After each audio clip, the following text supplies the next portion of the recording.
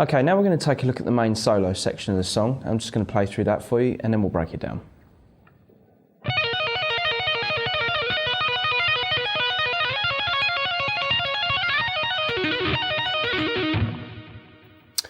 Okay, right, this section I've actually decided to tap instead of play, which is how Malmsteen plays it. I just think it's kind of easier because there's a lot of jumping around the way Malmsteen plays it.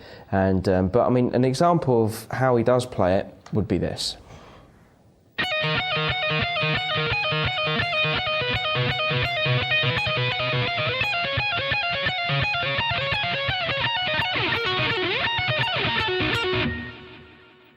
Okay, as you can see, for me personally, that was kind of quite a bit slower, and also it's probably a little bit sloppier. So I've decided to kind of tap it just to keep it nice and clean and hopefully kind of easier for you at home.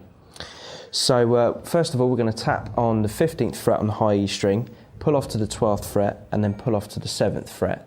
And we're going to continue to do that.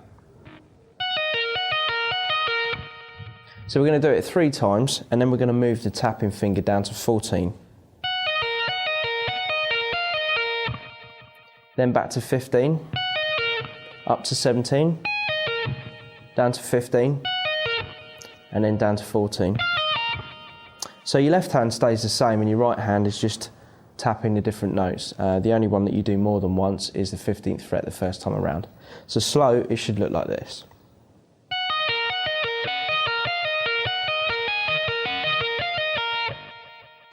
Now we're going to do the same tapping sequence with the right hand, but this time we're going to move our first finger up to the 8th fret instead of on the 7th fret. So let's see how that sounds.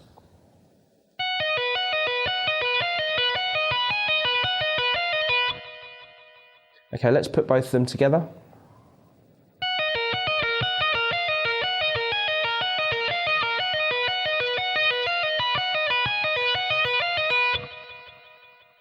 Okay, now we're going to shift both hands. This time our left hand's going to be on the 10th, 14th fret, and we're going to start the tapping on the 17th fret. And keep the pattern the same with the right hand, so 3 on the first tap and then 1 on every other tap afterwards. And the tapping notes that we're going to be using after the 17th fret will be 15, 17, 19, 17, 15.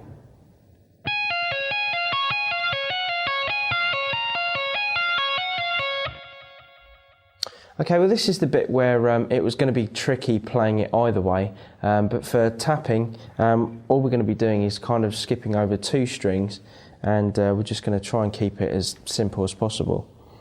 So we're just going to play each string twice, and we're going to tap on the high E string first, on the 19th fret, pull off to 15, pull off to 12. Then we're going to do that same thing again on the D string, and we're going to tap 21, pull off to 17, pull off to 14, and do that twice. So when you put them together, it should sound like this.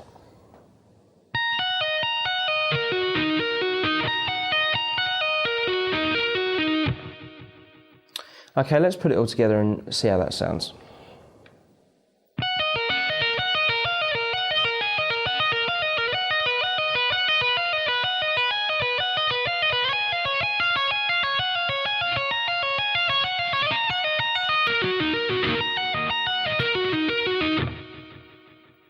Okay, now in the actual song, that sequence that we've just played and broken down is actually repeated twice.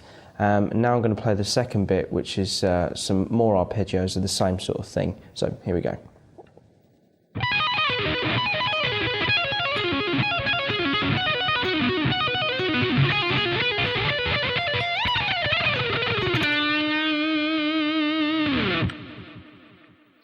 Okay, this first arpeggio is probably the most tricky of them all.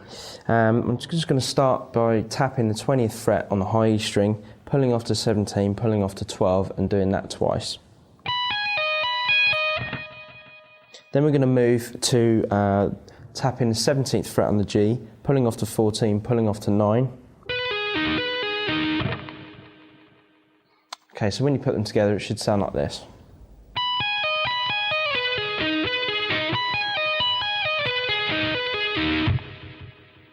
Okay, now the next arpeggio, we're going to move the tapping finger down to 17 on the high E, pull off to 14, pull off to 10, do that twice. Okay, then we're going to move to the D string and tap 19, pull off to 16, pull off to 12, and do that twice. Okay, so when you put them together, it should sound like this.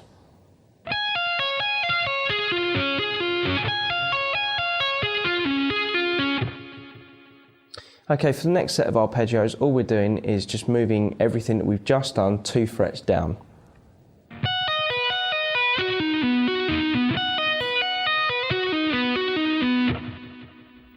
Okay, then to finish up, we've got a set of diminished arpeggios, and we're going to have to jump down to the 5th fret on the high E string, and we're going to do this.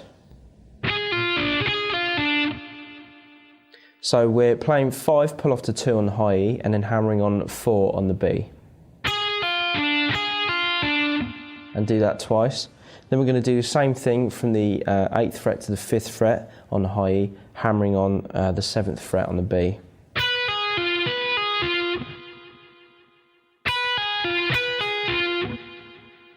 Then move up to 11 on the high E, and then pull off to 8, hammer on 10 on the B. So far we've got this. Okay, now the last one, we're going to go to up to 14 on the high E, pull off to 11, then hammer on 13 on the B. And do that twice.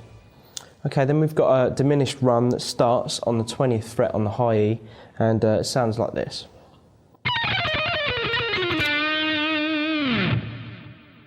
Okay, so we're going to be alternate picking all of this, starting with the downstroke. Start on 20th fret, 20, 19, 17. That's all on the high E. Then the same thing on the B string, adding in the 16th fret.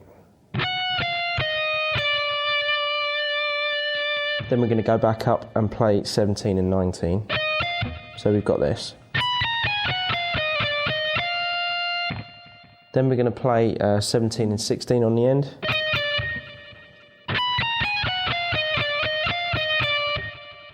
Then we're going to play 17 on the G, 16, 14, 16, 17, 16, 14.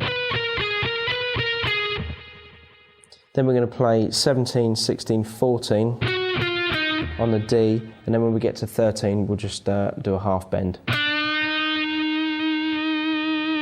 And just hold it.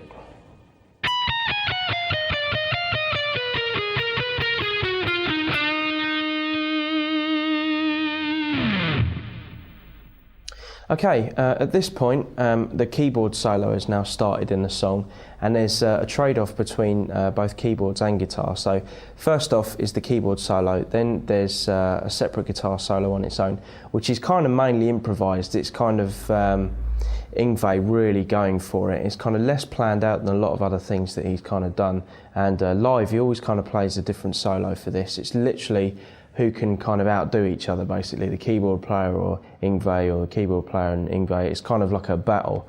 So then after Yngwie plays, then there's another keyboard solo, then Yngwie plays again, and then it brings us back into the song. So I'm just going to kind of give you more ideas to sort of try out on your own for both Yngwie's kind of guitar bits in between the keyboard solos, so you can just basically have fun with this section. So here's the first idea.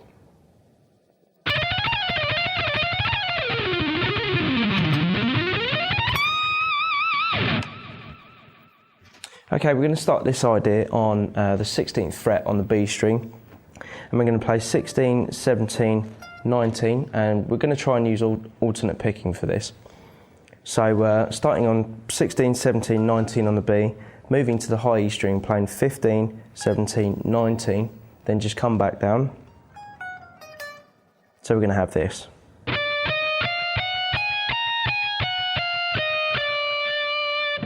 Then we're going to play 17, 19, 15 on the high E, and then come back down again, so 19, 17, 16, and then go all the way up and come down again. So altogether we should have this.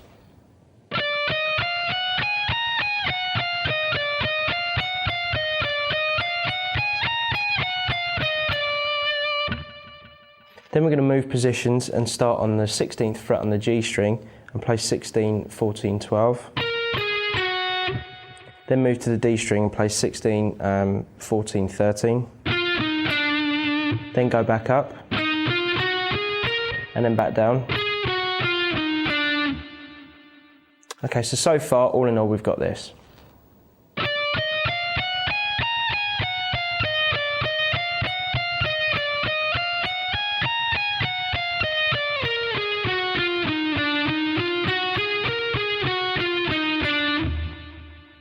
Then to finish off this part, we're going to go to 14 on the A, and then play 12 and then 10. And then go to the low E and play 14, 12 and 11.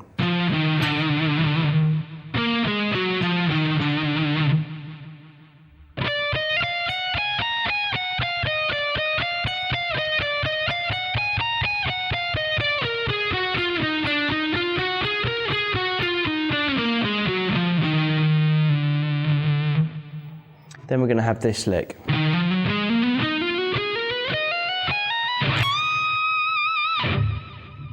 Okay, so we're going to start on the 12th fret on the low E, and we're going to hammer on 14, then 15.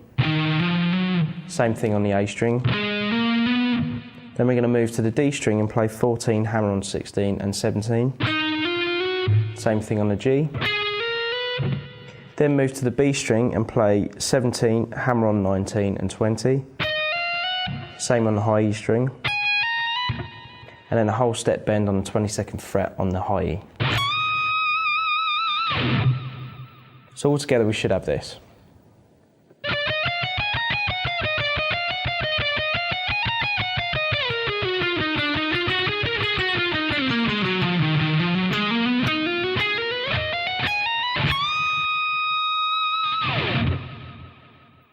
Okay, here's trade-off lick idea number 2.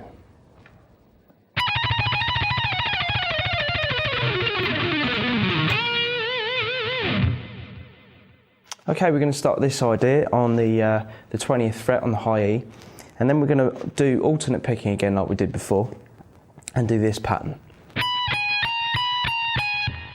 So that's 20, 17, 19, 20, 19, 17. Then do the same thing again. Then we're going to start this rundown from the 20th fret, and we're going to play 20, 19, 17, 15. 19, 17, 15, 14, and then 17, 15, 14, 12. Then we're going to have 15, 14, 12, 11. Then 14, 12, 11, 8.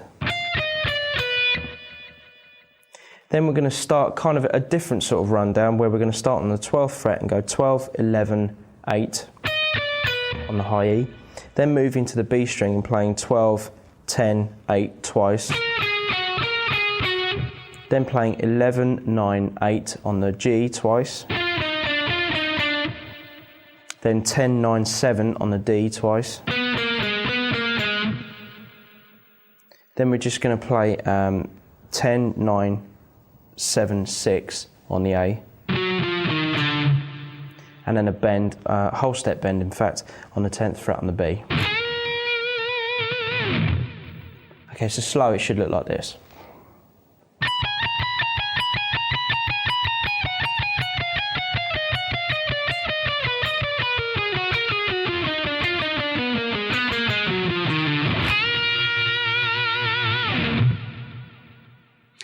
Okay, so after the guitar solo stroke keyboard solo trade-off is finished, then we go into another verse section, and then we've got another chorus. And then we go into the kind of main riff at the end, which is slightly different and has got some accents on it, and then it goes into a solo at the end. So the variation on the riff goes like this.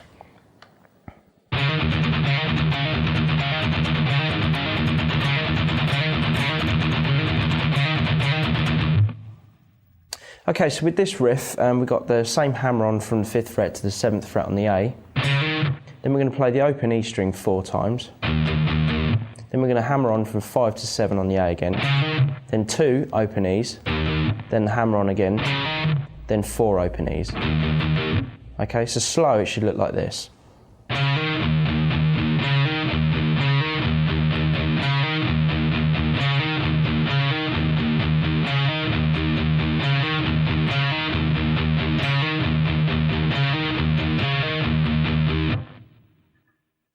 Okay, now we're going to take a look at the final solo to end the song. I'm just going to play through it for you and then we'll break it down.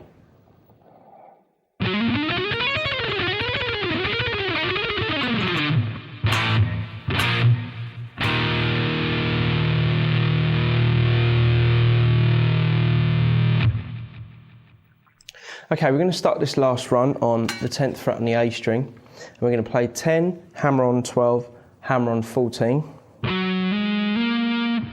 Then we're going to move to the D string and play 10, hammer on 13, hammer on 14.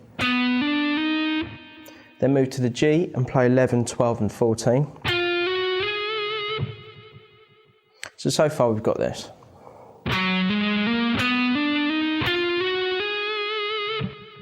Then we're going to move to the B string and play 12, 13, 15. And then play 12 on the high E and then come back down. So then we're going to have 15, 13, 12 on the B. 14, 12, 11 on the G. Then we're going to go back up and play 12 and then 14 on the G. Then play 12, 13, 15, 13, 12 on the B. Then come back down the G again. Then slide down to the 9th fret on the G. So far slow, we should have this.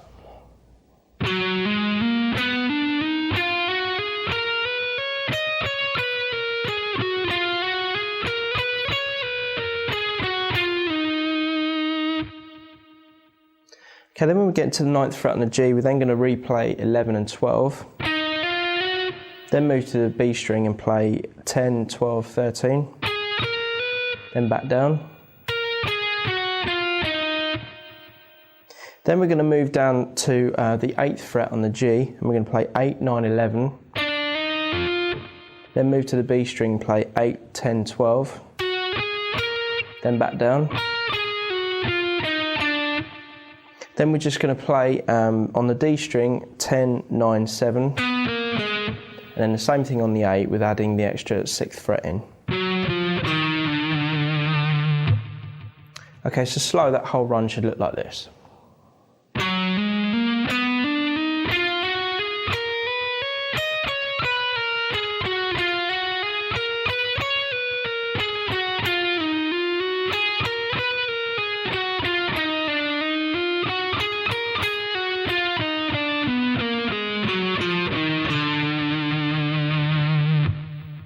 Then to finish off, we're just going to have 3 chords. So the first one is going to be 6th fret on the low E, and then the 8th fret across the A and the D. Then move that up a fret. Then we're just going to play an open E power chord.